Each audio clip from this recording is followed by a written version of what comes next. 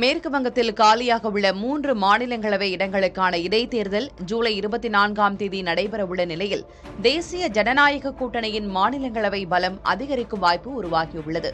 மேற்கு வங்க சட்டப்பேரவை தேர்தலுக்கு பிறகு திரிணாமுல் காங்கிரஸ் கட்சியில் ஏற்பட்ட உட்கட்சி மோதலின் பின்னணியில் சுகேந்து சேகர் ராய், சுஷ்மிதா தேவ், பிரகாஷிக் பராயிக் ஆகியோர் கட்சியிலிருந்தும் மாநிலங்களவை உறுப்பினர் பதவியிலிருந்தும் விலகியதை தொடர்ந்து இந்த தேர்தல் நடத்தப்படுகிறது.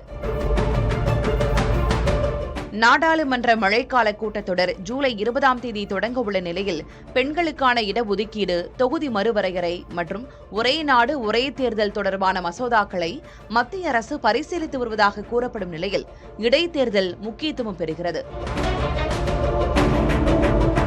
மேற்கு வங்க சட்டப்பேரவை தேர்தலுக்கு பிறகு திரிணாமுல் காங்கிரஸ் அணியில் 80 எம்எல்ஏக்களில் 60 பேர் விலகியிருக்கும் நிலையில் இந்த 3 இடங்களிலும் பாஜக வெற்றி பெறும் வாய்ப்பு இருக்கிறது.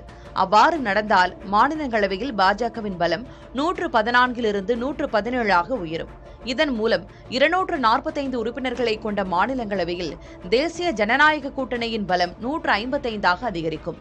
இது அரசியலமைப்பு திருத்த மசோதாவை நிறைவேற்ற தேவையான 2 பங்கு பெரும்பான்மையான 164 உறுப்பினர்களை விட 9 இடங்கள் குறைவாக இருக்கும். மக்களவையில் தேசிய ஜனநாயக கூட்டணி 2 பங்கு பெரும்பான்மையான 360 எட்ட 41 உறுப்பினர்கள் குறைவாக உள்ளது.